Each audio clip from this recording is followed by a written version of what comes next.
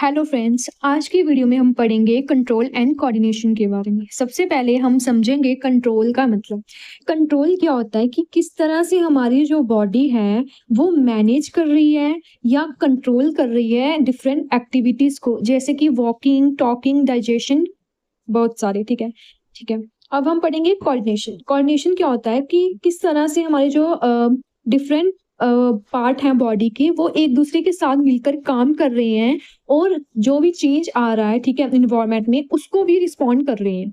ठीक है। अब हम बात करेंगे स्टिमुलाई एंड रिस्पॉन्स की। जो भी इन्वायरमेंट में चेंज आ रहा है उसको क्या करता है, ऑर्गेनिज्म रिस्पॉन्ड करता है और रिएक्ट करता है। उसे हम स्टिमुलाई बोलते हैं। जैसे कि कोई लाइट है, हीट है, कोल्ड, साउंड, स्मेल, टच, किसी चीज को अगर वो गर्म चीज को हाथ लगाएगा तो वो रिएक्ट करेगा। वो है हमारा स्टिमुलाई एंड रिस्पॉन्स। जो हमारे रिस्पॉन्सेस होते हैं वो 3 तरह के होते हैं। ठीक है। एक होता है पहला वॉलेंट्री एक्शन, सेकंड हमारा है इनवॉलेंट्री एक्शन, एंड हमारा जो थर्ड है वो हमारा है रिफ्लेक्स एक्शन। सबसे पहले हम बात करेंगे वॉलेंट्री एक्शंस की। वॉलेंट्री एक्शन जो होते हैं वो कॉन्शियस होते हैं, उसमें हमारी इंटेंशन होती है वो चीज करने की, जैसे कि हम वॉक कर रहे हैं, टॉक कर रहे हैं, रनिंग। ठीक है। और जो इनवॉलेंट्री एक्शन होते हैं इसमें हमारी कॉन्शियसनेस नहीं होती, इसमें हमारी इंटेंशन नहीं होती है, ऑटोमेटिक होती है। ठीक है। जैसे कि हार्ट बीट, ब्रीथिंग। ठीक है। ये रिफ्लेक्स एक्शन जो होते हैं वो क्या होता है, जब कोई भी हमें गर्म चीज या ठंडी चीज को हाथ लगाते हैं तो फास्ट और ऑटोमेटिक रिस्पॉन्स जो शो करती है हमारी बॉडी, वो ही हमारा होता है रिफ्लेक्स एक्शन। ठीक है। अब हम बात करेंगे control and coordination in animal. जो कंट्रोल एंड कोऑर्डिनेशन है एनिमल्स में वो 2 सिस्टम से होता है, nervous system and endocrine system. सबसे पहले हम बात करेंगे नर्वस सिस्टम की। नर्वस सिस्टम में क्या होता है, हमारे नर्वस टिश्यू होते हैं। ठीक है।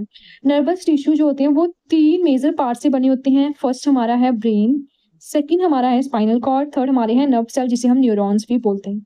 जो हमारी बॉडी जो है हमारी, वो एक स्पेशल टाइप ऑफ टिश्यू से बनी हुई है जिसे हम नर्वस टिश्यू बोलते हैं।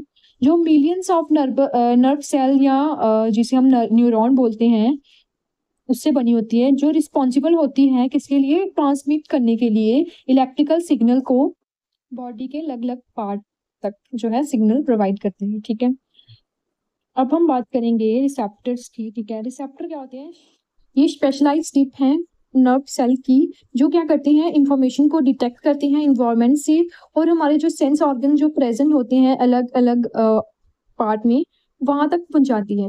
जैसे कि हमारे जो है रिसेप्टर, जैसे कि फोनो रिसेप्टर, ये हमारे ईयर्स पे प्रेजेंट होते हैं जो साउंड को डिटेक्ट करने का काम करते हैं। फोटो रिसेप्टर जो होते हैं वो आईज में प्रेजेंट होते हैं, लाइट को डिटेक्ट करते हैं। थर्मो रिसेप्टर स्किन में प्रेजेंट होते हैं जो टेम्परेचर चेंज को डिटेक्ट करते हैं। ये हेल्प करते हैं हमें गर्म और ठंडी चीज को फील करने में। ऑल्फोमेट्री रिसेप्टर जो होते हैं नोज में प्रेजेंट होते हैं, स्मेल को डिटेक्ट करते हैं। न्यूरॉन की एनाटॉमी। ठीक है। सबसे पहले हमारे जो, जैसे कि हमारा हाथ होता है ना, 5 उंगलियां हैं, उसी तरह से ये हमारी डेंड्राइट्स, ये मान लो। ठीक है। वो उसके बाद सेंटर में न्यूक्लियस है उसके। ठीक है।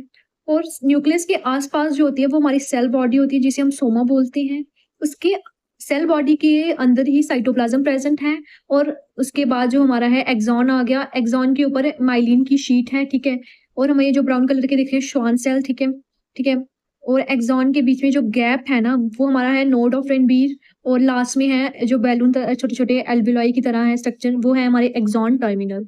हम ये हमारा जो है नर्व सेल और न्यूरॉन का हमारा डायग्राम है। ठीक है। देख सकते हो ये हमने रब कर दी है।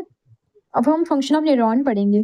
इंफॉर्मेशन जो है, रिसेप्टर क्या करता है, जो एंड है डेंड्राइट्स जिसे हम टिप्स बोलते हैं नर्व सेल के, वहां से इंफॉर्मेशन को डिटेक्ट करेगा। ठीक है। वहां पे केमिकल रिएक्शन होंगी जब इंफॉर्मेशन डिटेक्ट होगी। केमिकल रिएक्शन की वजह से ही हमारे इलेक्ट्रिक इम्पल्स जनरेट होंगे। वही इलेक्ट्रिक इम्पल्स ट्रेवल करके डेंड्राइट से सेल की बॉडी में जाती हैं, वहां से हमारे एंड ऑफ एक्सॉन तक पहुंच जाती हैं। ठीक है।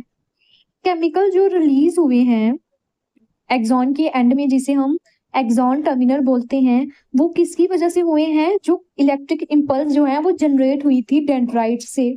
फिर वही केमिकल जो है गैप जो होता है न्यूरॉन और न्यूरॉन के बीच में जो गैप होता है जिसे हम सिनेप्सिस, वहां पे जो है इलेक्ट्रिक इम्पल्स दूसरे डेंड्राइट तक पहुंच जाती है। मतलब एक से दूसरे न्यूरॉन में जो गैप है वो ही इलेक्ट्रिक इम्पल्स को दूसरे न्यूरॉन में पहुंचा रहा है।